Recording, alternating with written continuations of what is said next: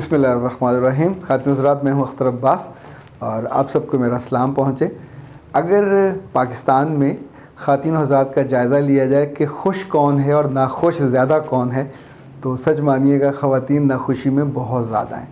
वैसे माइंड मत कीजिएगा, नाखुशी देती भी ज़्यादा हैं तो नाखुश होती भी ज़्यादा हैं।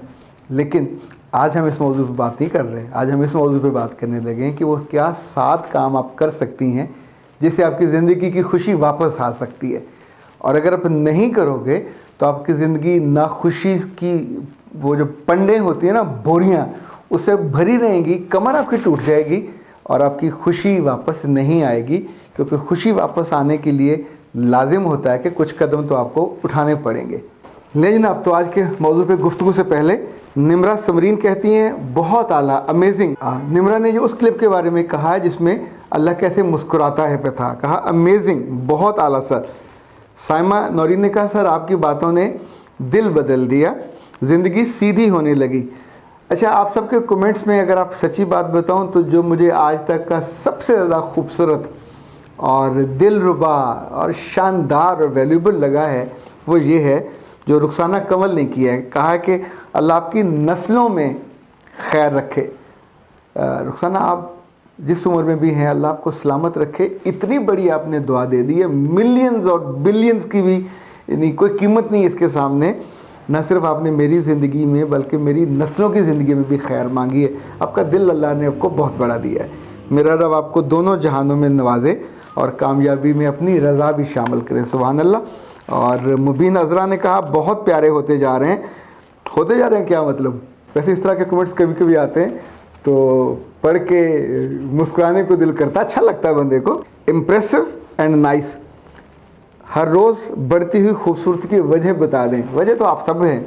वैसे मैं आपको अंदर की बात बताऊं, जब आप दूसरों की ज़िंदगी में कंट्रीब्यूट कर रहे होते हैं और बेलॉस होते हैं और आपका रब आपसे राज़ी होता है तो उसका इजहार कहीं ना कहीं होता ज़रूर है। आपकी सेहत पे, आपके ईमान पे, आपके इजहार पे, आपके इकरार पे, आपके लिबास पे, आपकी बोलचाल में कहीं ना कहीं से उस नेमत का या उस पसंदीदगी का इजहार ज़रूर होता है। तो जब रब और बड़ा आपसे खुश हो तो आपका तो पूरा रूह और पूरा बदन मुस्कुराने लगता है। बुशरा ज़का ने कहा भाई आप प्लीज़ ड्रग्स पर और भी बनाइए। मेरे अपने भाई वो अभी यूनिवर्सिटी में थे और इस लानत ने उसे कहीं का नहीं छोड़ा। इस तरह के बहुत सारे मसले जो मेरी तोक़ों से ज़्यादा हैं, लड़कियों के भी और लड़कों के भी। सुमारा यूसुफ ने कहा कि सर आप तो डरा ही देते हैं, तो बच्चे आप थोड़ा ना डरा करो ना। डरता वो है जिसने गलती की हो। कबूतर बन के आंखें बंद करके आप सोच सकते हो कि आमक कबूतर तो मसला नहीं है, पर बिल्ली तो मौजूद होती है। ये जितने मसले जिनका मैं आपसे ज़िक्र करता हूँ हमारे आसपास होते हैं, तो इसी वजह से हमारी ज़िंदगी में नाखुशी आती है। इसी वजह से नाकामी हमारे घर का दरवाज़ा खोल के अंदर आ जाती है। इसी वजह से खुशी चुप करके वहाँ से रुखसत हो जाती है। तो बाकी लोगों जो गलती मान जाते हैं उनके साथ ये नहीं होता। ओके जी, तो ए प्यारी ख़वातीन, आज तो खुश हो जाइए। हालांकि जैसे शादी के 8-10 साल गुजर जाते हैं तो आमतौर पर ख़वातीन गुस्से हो के, नाराज़ हो के, लड़ के और समटाइम तो बद्दुआएं दे के खुद भी भद्दी हो जाती हैं, बेढब हो जाती हैं। फिर भी वो खुशी ढूंढती होती हैं तो खुशी नहीं मिलती। तरतीबवार हम करते हैं। लाइक आप जितने नाखुश हो, अगर इस नाखुशी के कोटे पे आप रुक जाओ तो आपकी नाखुशी कम हो जाएगी। नंबर 1। नंबर 2, जितने लोगों को आपके जितने रिश्ते हैं, सास ससुर से लेके नंदों और नंदोइयों तक, जिन को आप बद्दुआएं देते हो, जिनसे आप नाराज़ हो दिल से, आप उनको मार नहीं सकते, आप उनकी खुशियां भी वापस नहीं ले सकते, आप साजिशें करके उनको हरा भी नहीं सकते। अपने दिल को मोड़ लीजिए। रास्ता बंद हो तो क्या करते हैं, वहाँ टकरें थोड़ी मारते हैं। रास्ता बदल के देख लीजिए, अपने नए ताल्लुक़ बना लीजिए, नई मोहब्बतें ढूंढ लीजिए और गुस्से के उन सारे दलदलों का रुख करना छोड़ दें जहाँ से आप जब आते हैं तो आपके कपड़े भी लिथड़े हुए होते हैं, आपकी रूह तक ज़ख्मी होती है उनकी बातों से। आप जाके ना मिलने से बाज आते हो, वहाँ ना जाके अपनी ज़ुबान दराज करने से बाज आते हो, तो तकलीफ़ तो होगी। तीसरा काम जो आप अगर करें कि जो आप पे बीत रहा है आप उस पर राज़ी हो जाएं जब होना नहीं चाहते।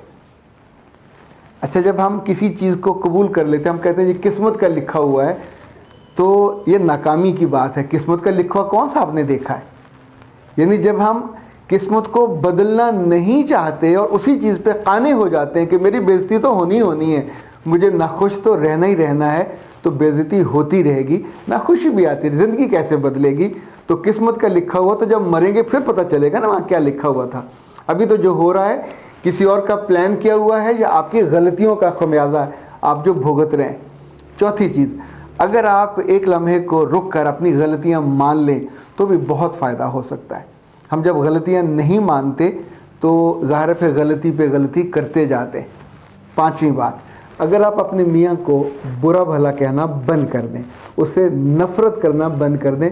मेरे पास जितनी ख़वातीन आती हैं जो शादी के 8-10 साल के बाद, जिनके अब 2-2 4-4 बच्चे हैं, बिलीव मी, अल्लाह ने उनको अच्छे घरों में पैदा किया, मियाँ भी दे दिए, बच्चे भी दे, ये नेमतें हैं, पर अब उनको गिला और शिकवा ये है कि मियाँ उनके पास आके बैठते नहीं हैं, उनसे बात नहीं करते, उनसे मोहब्बत का इजहार नहीं करते, इकरार नहीं करते। इस बीच में उनके 100 गिले अपनी जगह पे बजा होंगे, आपका गिला भी बजा होगा। पर मैं जब पूछता हूँ कि आज से 4 साल पहले, 6 साल पहले जब आपके बच्चे होना शुरू हुए तो आपने अपने मियाँ के साथ क्या किया? उसका बेड अलग कर दिया, उससे दूर हो गए, बच्चों के साथ आप हो गए। फिर धीरे धीरे आपने अपने मियाँ को अपने बदन से ही बेनियाज कर दिया। जब जब उसको आपकी ज़रूरत होती, आप अवेलेबल नहीं होते थे, जब जब वो आपके पास आना चाहता था आप नाक मुँह चढ़ाते थे, एंड धीरे धीरे आपने अपने आप को एक कोकोन में बंद कर लिया। अब आप 20 साल के बाद, 15 साल के बाद ये गिला करते हो कि वो आपके पास आता नहीं है, आपकी भी ज़रूरत है। तो खुदा की बंदी, अगर आप उतने उस लम्हे सोचा होता कि उसकी भी ज़रूरत है। याद रखिएगा, ये ज़रूरतें जब तक हम खुशी से पूरी करते हैं ये हमको जोड़े रखती हैं। जो ख़वातीन को बहुत बड़ी गलत फहमी है कि औलाद उनकी ज़िंदगी के सारे मसाइल का हल है, ये बहुत बड़ा झूठ है। औलाद आपकी ना तो रूहानी ज़रूरतें पूरी कर सकती है, ना आपकी जिस्मानी ज़रूरतें पूरी कर सकती है, ना आपकी ईमानी ज़रूरतें पूरी कर सकती है।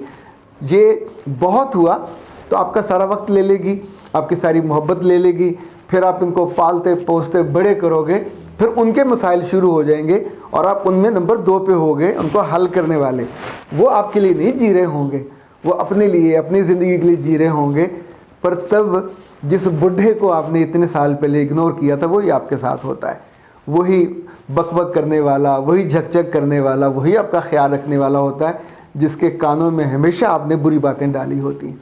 सो आज से अगर आप रुक जाओ और अपने मियाँ को देखें, वो अच्छा है, बुरा है या बहुत बुरा है, अभी तक तो कानूनी पोजीशन है कि आपका मियाँ है, आप उसको छोड़ा नहीं है, आप उसके साथ, उसके नाम का आपने वो तो नहीं पहना हुआ, पर उसी के नाम की पट्टी है जो आपके साथ लगी हुई है। आपका शनाख्ती कार्ड भी उसी का, पासपोर्ट भी उसी का, दुनिया में आपकी इज़्ज़त भी उसी से, आपका वक़ार भी उसी के साथ है, आपका मुकाम और मर्तबा भी उसी का। वो मरेगा तो आप एकदम से बेसहारा हो जाओगे, वो चला जाएगा आपकी ज़िंदगी से, तो अब आप एक बिल्कुल बेआबोगया मैदान होगा जिसमें आप फिर रहे होंगे और कोई आपका पूछने वाला भी नहीं होगा। माँ बाप, बहन भाई कितनी देर पूछते हैं, फिर आप मिज़री के साथ जीते हो और दुख के साथ जीते हो। तो याद रखिएगा, किस्मत का लिखा ये एक फिक्टिशियस बात है जिसको हमने देखा नहीं है। जो देखा है वो प्लान है, जो देखा है दूसरे का तर्ज़ अमल है, जो देखा है वो सब्र है, जो देखा है वो रब की रज़ा पे अगर तो मुतमिन हो जाते हैं तो दिल राज़ी हो जाता है। जो देखा है तो अपने ज़ुबान की तलख़ी और तुंदी है जो दिल चीरती है, दिल तोड़ती है, दिल दुखाती है, डिमांडिंग डिमांडिंग डिमांडिंग। नतीजतन जब आप फिर बूढ़े होने लगते हो, पर मानते तो नहीं है बूढ़े हो रहे हो, फिर आपके लिए ज़िंदगी में तलख़ियाँ और बढ़ती जाती हैं। फिर आपका जिस्म दुखता है, रूह दुखती है, 100 तरह के मर्ज़ आके आपको एंग्जाइटी में, टेंशन में, स्ट्रेस में, अल्लाह माफ़ करे। ख़वातीन जैसे जैसे वज़न में बढ़ती हैं, ये आमतौर पे खुशी के साथ नहीं बढ़ती, बहुत कम होती है जो ज़्यादा खाना खा के मोटी हों, अक्सर तो दुख में मोटी होती हैं, सुड़ सुड़ के, कुड़ कुड़ के। तो आज एक काम हम करके देख लेते हैं, बाकी बातें कुछ तो मैंने आपसे हल्की फुल्के अंदाज में कही। अगर आप अपने आप को माफ़ कर दो और अपने अल्लाह के आगे झुक जाओ और कहो कि सर जो कुछ हुआ अच्छा नहीं हुआ, मैं इस बात से नाखुश हूँ, पर आप मुझे मेरी खुशी लौटा दीजिए, मेरी खुशी वापस कर दीजिए और मेरे दिल को ठोक दीजिए, ठुक जाए मेरा दिल कि मैं क्या क्या करूं। तो पहला काम ये कि अपने मियाँ पे ज़ुबान दराज़ी करना बंद कर दें, उसके आने पे खुश होना शुरू करें। जब वो आए आपके पास तो उसको अटेंड कीजिए, उसके पास बैठिए। सारा वक्त आप बच्चों की मुलाजमा नहीं है, ये बच्चे आपको ब्याह के नहीं लाए, मियाँ ब्याह के लाया था। सो ही हैज़ द राइट कि आप उसको अटेंड करें, उसके साथ खाना खाएँ, उसके साथ कुछ वक्त बिताएं, उसके कमरे में आप दोनों बैठें। लड़ने वड़ने का जितना मर्ज़ था आपको वो उसको हौले हौले रुखसत कीजिए। कुछ वक्त प्लेजेंट टाइम, जब वो आए तो हैरत उसे हो कि ये लड़ाका बददिमाग और बदतमीज़ औरत आज मेरे साथ इतना मीठा क्यों बोल रही है, क्या बीमार है। एक दफ़ा, दो दफ़ा, फिर धीरे धीरे इस आदत को बनाइए तो यकीन मानिए आपकी ज़िंदगी बहुत बेहतर हो जाएगी, बहुत मुख्तलिफ हो जाएगी, खूबसूरत हो जाएगी, आसान भी हो जाएगी। ये आज़मूदा है, मैं आपको कोई किताबी बात नहीं कह रहा, ज़िंदगी का आजमाया हुआ नुस्खा। बहुत सारे घरों में जहाँ खुशियाँ वापस आई हैं, आई विश कि आपकी खुशियाँ भी वापस आ जाएं। दुखों के साथ नहीं जिया जा सकता। ये जालिम के बच्चे बढ़ते रहते हैं, पाइलअप होते जाते हैं, फिर आपसे बड़े हो जाते हैं और आप फिर बीमार होके, फालिज करवा के, मजदूर होके पड़ जाते हो। फिर आंखों से आंसू होते हैं, कभी कभी अपनी गलतियों के और कभी कभी बेबसी के, दोनों बहुत बुरे होते हैं। मेरा रब कभी आपको इस बेबसी वाले अंजाम से ना दो चार करे। सलामत रहिए, आसानी पाइए, आसूदगी पाइए और अपनी खुशी को वापस पाइए। अख्तर अब्बास को इजाज़त दीजिए। अस्सलाम वालेकुम व रहमतुल्लाह।